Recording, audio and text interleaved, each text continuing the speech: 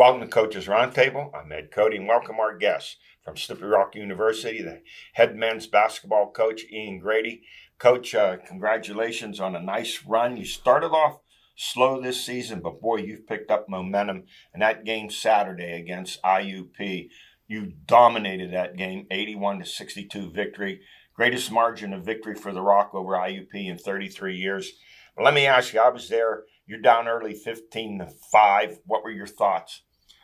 I just think there was a lot of emotions in the game, so I wasn't too concerned. So we got a quick timeout, settled the players down, and I knew that we'd be fine. So I just think they just needed to see a couple shots go down and get their rhythm.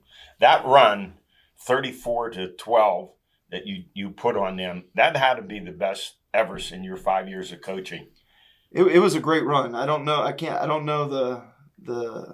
the history books about it and the official stats, but it was a great run. It was fun to watch, fun to coach, and the players really put it on the floor. So I'm very proud of them. And I think that running slam dunk was it Shek Samora. Yeah. That just galvanized everything, the team. But you were dominant both ends of the court and great performances. There, even without one of your starters out, Maceo Austin, who's been out, due back this week though. Yep. So he was out, the last two games, and I think other guys stepped up both times. It was at Clarion, and then obviously Indiana at home, and guys stepped up and played well. So yeah, Landon Lindsay, a big game, 17 points, 15 rebounds, and then it seems like every week Jomo Goings is in the 20-point category. He had 20 points, as did Ike. Herster had 20 points, and then we won 2 in a row or 3 in a row. I think that makes 3 in a row. Yeah, Johnstown, Clarion, and Indiana. And Clarion 97-94 in overtime, and big games once again from Lindsay and Goings at 27 and 26 points each. So let me ask you, Coach, you're 11-1 at home, but 3-11 on the road. Have you figured out what is going on? Right. Because if you were 500 on the road, you'd be approaching a 20-win season. Yeah, I think so. I think a lot of it was scheduling. We had some new faces, obviously a lot of new faces that are playing a lot of minutes for us, and some guys that hadn't played in a while. So it took us a little longer, I think, but we started out with so many games initially on the road, and we were in a lot of close games. And, here or there, a ball goes here, maybe we win a couple of those. But the thing about it is our team has continued to get better, and they've come to practice every day with a positive mindset, and we've played better on the road as of late. So I'm not really concerned with that anymore. So right now you're 14 and 12, 12 and 8. You're in fourth place, one game behind IUP. If they lose, you would get the tiebreaker, move into third. Yeah, so I believe if they have an upcoming game with California, if they were to lose that and everything else holds serve, we would hold a tiebreak because we split with California. We obviously beat them at Slippery Rock, where Indiana was swept. So. And you had a tough game with Gannon. It was a real close game. Ended up in the 90s. Was it 94-91? Yeah, 2 close games with them at home. We played really well. And then up there it was more of a high-scoring game, and we could have won either of those matchups. So obviously he's doing a really good job up there, and they came out on top both times. So right now you're fourth place, and Yes. you guaranteed a home playoff game? Yeah. I mean, how many more PSAC West games do you have? We have 2. We play, obviously, tomorrow night versus Edinboro, and then Saturday we'll go to Mercyhurst. And both of those games will be tough games, and then we start the conference tournament that Monday. So quick turnaround. And now, you play someone from the East, or you play someone from the West in the playoff? We will play someone from the West. Okay. Most likely would either be Mercyhurst again or Seton Hill. Okay.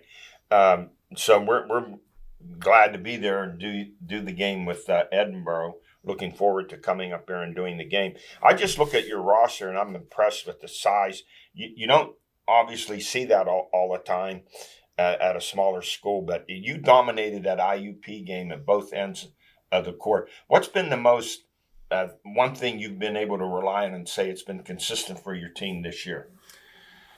If you pick one thing, I think it would be the rebounding. And we look for size and athleticism on the recruiting trail, and that's one of the things we focus on when we're evaluating. And we have a lot of, like you said, a lot of good-looking athletes with size and length and athleticism. The rebounding has really been a staple for us, defensive rebounding and offensive rebounding.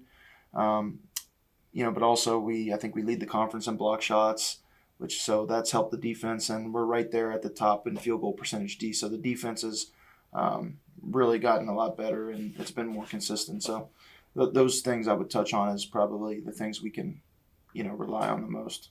Yeah, just looking at your roster, you look at Jomo Goings, a guard. He's 6'4", and then LaShawn Lindsay, a forward.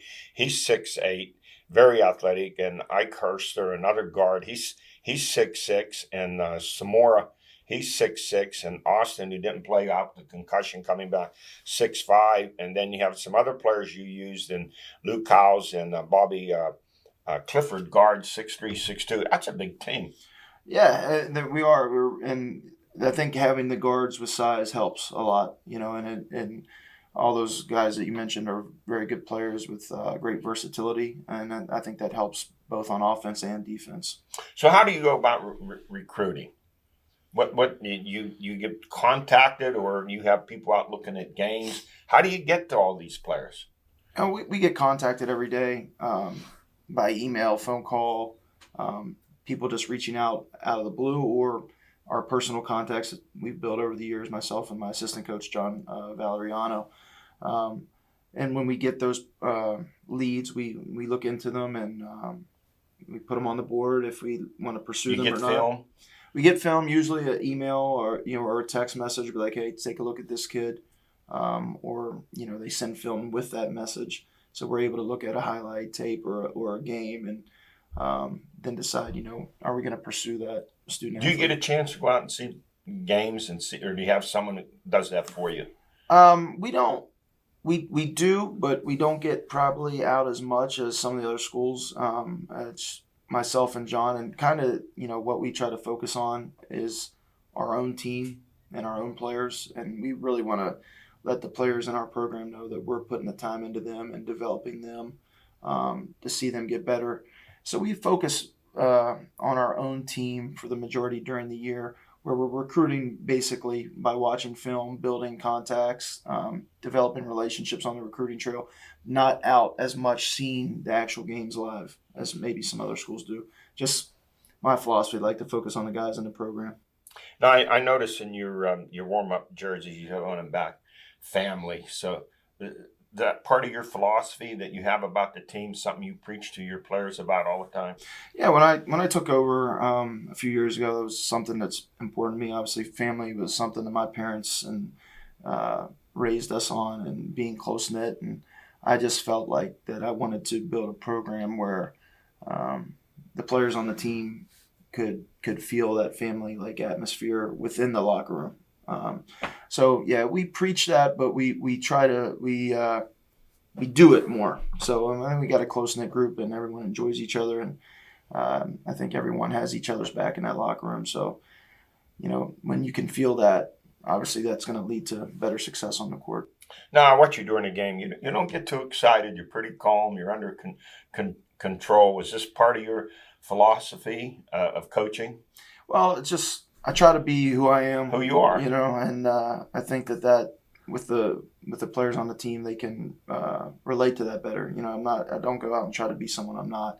That's how it was as a player, with a calm demeanor, and I try to keep that demeanor pretty consistent in practice and the games. Sometimes I do get a little excited, but I try to keep it calm for them. They know who the boss is, though. So, Coach, when you first started with this job, what were your major concerns coming into the job 5 years ago? I think you just, like any job, like when you're starting something new, you want to be successful, and I think every job has perks and benefits to it, and we just really wanted to build a team that was good in the classroom, good on the court, and a team that the community could get behind. So we want not just good players, good people, And I think we've done that, and our attendance has went up each year. I think last year we were second or third in the conference in attendance, and so we get our guys out in the community and those type things. But Slippery Rock, beautiful campus, university's flourishing, doing very well, standing on its own 2 feet, whereas a lot of schools aren't doing struggling. that. So a lot of things to be proud about to represent Slippery Rock. Well, Coach, you're peaking at the right time. We look forward to come up there and doing your game with Edinburgh, and the doors wide open. You're playing as well as anyone in the conference. Good luck to you the rest of the way. Thanks for having me. I appreciate it. Thank you. I'll be right back with Alan George. Armstrong has a long history of fighting food insecurity in our communities through Breaking Bread events. Here's how you can help. Armstrong is celebrating Breaking Bread Day on Friday, March 8th. Visit your local Armstrong store to be part of the celebration. Drop off a non-perishable food donation and receive a special gift. Scan the QR code to find out more information. Visit armstrongonewire.com/breakingbread to find a list of community feeding programs in your area. I'm back, joined to my right by the Swami, George Abraham, to my left, the Tiger, Albert Campman. Let's go to Spotlight, high school basketball, led by Chasen Rugg and his 20 points and Andrew Cepeda with 18. Montauk came from behind to defeat Brookville 58-57 and win their first ever District 9 3A title. Next up for the Warriors, 13-10. They take on the winner of Westinghouse and Chestnut Ridge. A great run for them. They were down by 7 with 3 minutes to play and came storming First back. one, huh? First That's one exciting. ever. That really Great- is. You great run understand for how them. awesome it is for those kids? Yes. Yeah, that's Goes awesome. back to Bob Barlett, buddy. That's right. 50 years. That's right. Hey, let's say this, too. The 3A is doable. Yes. Of all the classifications in the whip and around, 3A is 3A is doable. District 9 2A quarterfinal, Karn City 74, Cranberry 49, Luke Kramer with 21. And the semis, next up for Karn City 19-6, they take on Otto Eldred 24-1. That team's good They've always been every good. year, They've aren't always been they? good. Always. Remember always. The little guy that coached Laurel Girls, Triffic coach. Oh, yeah, Matt. Mhm. That's where he's from. His I didn't dad know was that. coach. He's 90% sure. Matt's refereeing all the time. I Yeah. see him all the time. Yep. And semi-final District 7 4A, Hampton 22-3, led by Peter Kramer's 25, defeated Avonworth 61-39. Next up, championship game versus Lincoln Park. It'll be a major Well, upset. there was good news there, and then there's Yeah. Well, hey, listen, that beat down of You Avonworth. get a chance. Avonworth's good. You know, Yeah, what hurts is Uniontown had the Lincoln Park beat. And Lincoln Right. Park scored the last 8 points. Yeah. So, Well- you know how good Uniontown is. That's what I'll say. And Hampton 22-3 and Lincoln Park 22-3 would be an upset. Oh, major no, upset, there would be an upset. but you never know. No, you never don't. No, like Albert said, That's why you the play other high day, school. the team Stampley, they had them in the third quarter. They were up against Lincoln. But if you let them off, now you got problems. District 7 3A, Joseph Roth had 20, but in a 59-40 loss to Derry, seventh consolation place game, they play York. That's a big Owen game. City, Those are always the biggest 16-9. game. Yes. One team moves on and plays in the state playoffs. Yes. Everyone does it. Yeah. And North Catholic 69, Knock 52. North Catholic's Max Hurry 23 points in a fourth consolation game win. Next up for North Catholic 15-9, they take on South Allegheny 18-7. Knock 15-10, they go against Montour 20-4, and that is a home game for Knock. I thought maybe that game would have been at Montour, but they have the better record. Yeah, I have no idea how they do that, but I know this: that South Allegheny's not happy. that they can get beaten that game easily. And just to get to see Montour's gym is worth some money. Yeah. To see that palace. I have heard. And in 6A, Upper St. Clair 78, Butler 71. Braylon Littlejohn finishes his career with 27 points. Butler finishes 16-7, but lost 4 of their last 5 games. Once again, we say it on the show all the time. 71 points Yeah. should be enough to win in high school. 78 gets you beat. I'm surprised in that game because Upper St. Clair come in with the second-ranked defense, giving up 45 a game. Well, And they he had no scores- answer at halftime for Carney. He was killing them. Yes. Baldwin 55, North Allegheny 49. NA finishes 11-12 for Baldwin, their first playoff win in 21 years. Coach Jeff Ackerman He's done a tremendous job there. He won 4 straight section titles at Pine Richland, 2 straight WPL titles. He's getting my vote for Coach of the Year. Mount Lebanon 51, Pine Richland 40. Pine finishes 7-16. So the semis are Central Catholic 15-7 versus Upper St. Clair 18-5. The winner will be Upper St. Clair. I'm going to go with Central Catholic. Okay. Me too. Mount Lebanon 20-4 versus Baldwin 17-6. I don't know if they split during the regular season or not. Does anyone know? Don't know that. I'm looking at Mount Lebanon here with their great defense. Yeah, they somehow win those low scoring games. Low scoring. And for the girls, District 9 3A title, the Karn City girls won their second straight title, 36-20 over Brookville, behind 15 points from Naomi Vaneski. Next for Karn City, 17-6. They take on Chestnut Ridge in a sub-regional playoff game. District 7 4A quarterfinals, North Catholic 65, Central Valley 32. Elena Rocco headed to Harvard. She had 21, and Brady Wayner 16 for North Catholic in the semifinals versus Elizabeth Forward. They're looking for their 8th straight championship appearance game. 8th straight. I watched the Ivy League women's game on a Sunday. She's going to play there. Yeah, you think so? Absolutely. Yeah, I've never seen that. I just happened to catch one. I was at the Applebee's, and it was on the screen, and I wasn't impressed. All right, in 6A semis, North Allegheny 21-2. They took on Peters Township 22-1, and they beat them 43-30 behind Lydia Betts's 21 points. Norwin 65, Sharp Valley 41. So the championship game is North Allegheny 22-2 versus Norwin 19-3. Yeah, that North Allegheny score surprised me. And me too. It surprised me. Now, the game before, they just got by Upper St. Clair 44-41.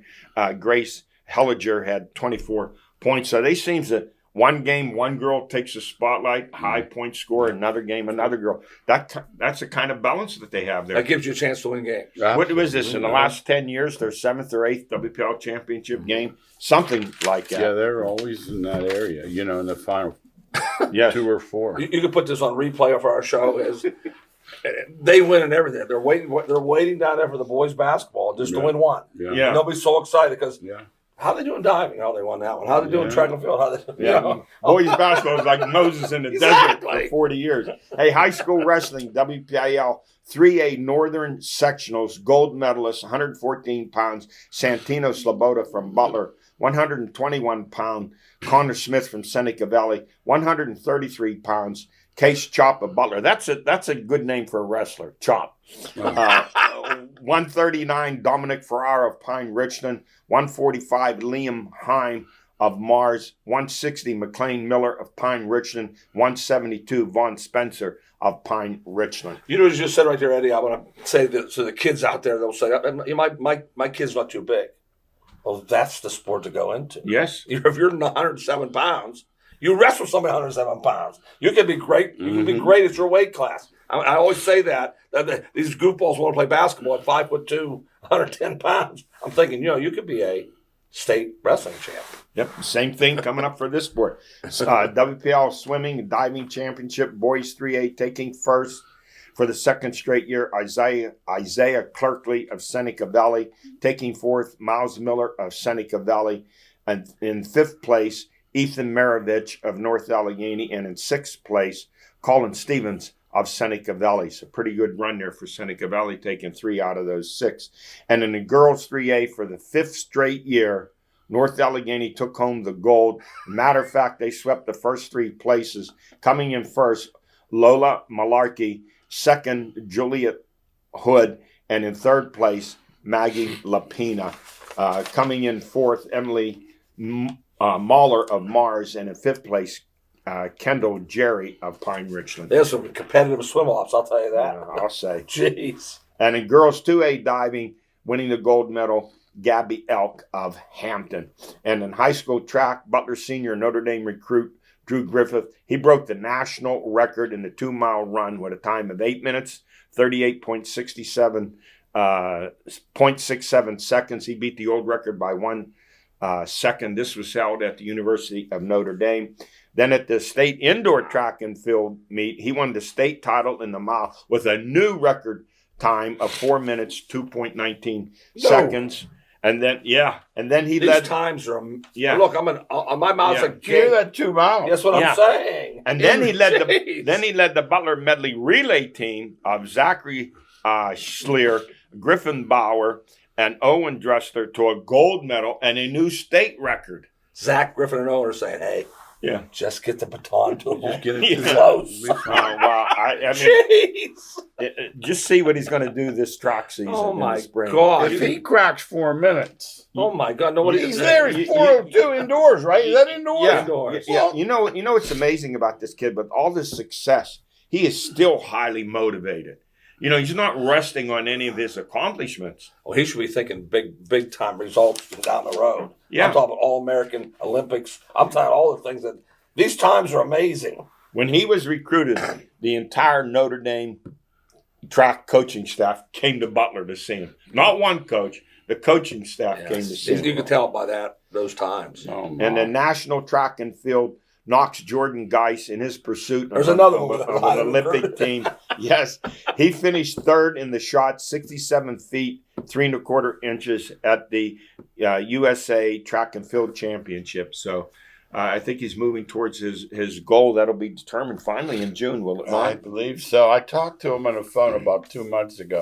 He got bigger and bigger. Like he wasn't big enough already, He's all muscle. Oh, He's There's all a muscle. motivated dude right there. Yeah. You talk about motivation. yeah. Constantly gets up every day getting Yeah. better. The most decorated field athlete in Pac-12 By history. far. And you know what? Will never be surpassed.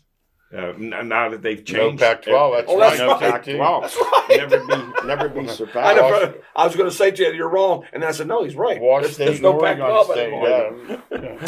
Our stories of the week: National Hockey League in a wild one. The Penn 7, the Flyers 6. Brian Rush 2 goals and an assist, but unfortunately he's injured. He's going to join the injured list with Gensel. Crosby had a goal, number 32 in the season. The Pens 2 for 4 in a power play. They held Philly to 1 out of 5 in a power play. But then the game previous to that, the Islanders 5, the Pens 4. The Pens were 0-3 in a power play. So inconsistent. It doesn't matter what Mike Sullivan, he's tried every combination you can think of. The power play is just inconsistent. So is their play in general. So you see those 2 games, they score 11 goals and they give up 11 goals. It's just crazy. And then they had games where they had a 1-0, 2-0 lead, and they blew it in the third period to lose. So That's their year in a nutshell. that's there it is. 26, 21, and 8, 6th in the Metro, creeping up, 1 point behind Washington, 2 behind 4th place New Jersey. But they've yet to put together a hot streak. I think they're going to make it because I cursed them and said they had no You chance. smell you smell. I a hot told them they had streak. no chance. Hey. No, that's because of the curse. Yeah. The Eddie L curse Wow. over here. Hey, Kyle Dubas, the GM says changes need to be made for the National Hockey League's oldest team, and I'm going to say this: did he not know that when he took over the job? Now, be careful what you wish for. The Chicago Blackhawks won a cup in 2015. They broke that team up. How's that work for them? They've So been there's no right horrible. formula. So there's no right formula. Right. No, Well, no formula for here's sure. here's my point. Are you willing to suffer a 4 or 5 years? It's been like a 4-year skid for Chicago. What, last place the last 2 years? Is this going to the Pens looking at the same fate? Are you willing to suffer those 4 or 5 years to rebuild? You know why I'm laughing, Eddie? I'm taking my glass off on this one. Yeah. Because the Penguin and Steeler fans are so spoiled. They would say, wait a minute, what can you? Yeah. Because they think their motto is, we got to be in the playoffs. We're supposed to be in the playoffs. There's teams out there never in the playoffs. Not That's what that- they would do. The Penguin fans would say, this is a farce. They're charging them ticket money for a team. Well, we have it one way or the other. I think tough days are ahead for the Pens. Well, sooner or later, Crosby's not going to be there. That's what I'm Right. saying. Hey, let's look at the Pirates. They signed Mitch Keller to a 5-year, $77 million deal. 74 and a half. Keller was 13-9, 4.21 ERA, 1 complete game in 2023. In the second half of the year, he was bad. No, 5.6. You have to give it to us, Eddie. Eddie, you have to give it to us. As Don King would say, only in America. Okay, Yeah. but I don't think giving him that is going to say, oh, wow, the Pirates are on the right move now. Here's what ticks me off. They never even made an offer to Codi Bellinger, re-signed with the Cubs, 3 years, $80 million. He batted .307 last year, 26 homers, 97 RBI. There's a guy to solidify your lineup, your number 4 hitter. They never even made him an offer. So I'm not excited about the Keller signing. Well, the only things I'll say is, Eddie, and I'm not there in the negotiations, I don't think Codi Bellinger has one thought. My point was, like, I'm making him an offer. There's not a thought like this. Okay. If these 4 TTs, he put Pittsburgh on 15. I don't right. care about, put them out But there. I want to see, at least they said, okay, we offered him a 3-year, $60 million deal. They didn't even make an offer. And Al made a good point. There was a scathing article about how cheap they are in the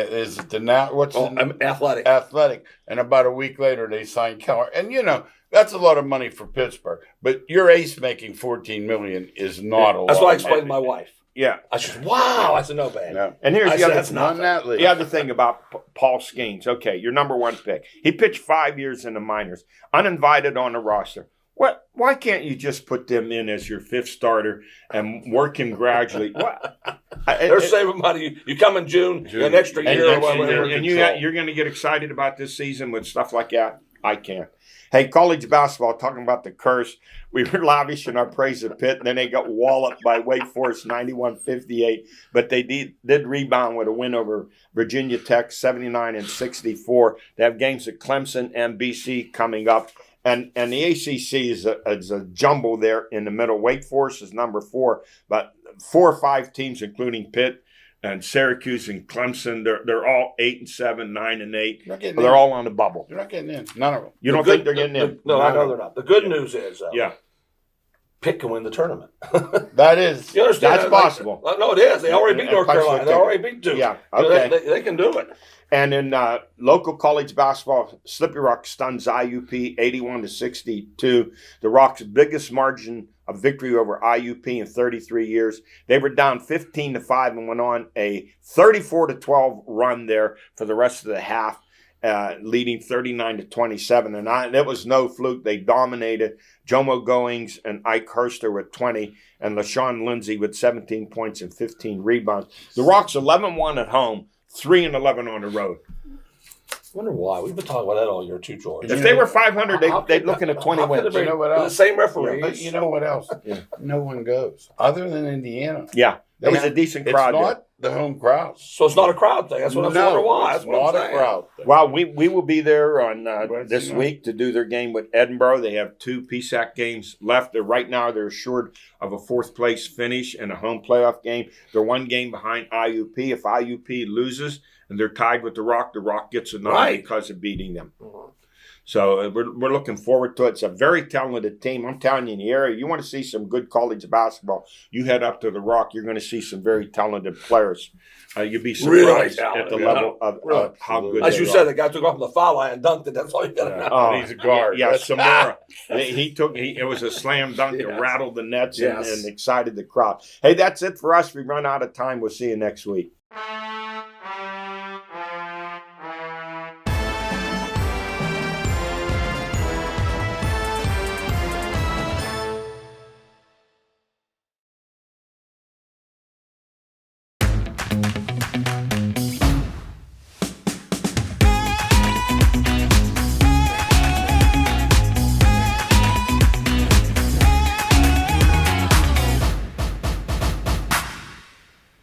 EXP Stream is the best way to get all your TV in one place. Miss the beginning of a program or forgot to record? Look for the Start Over icon and restart it up to 72 hours later.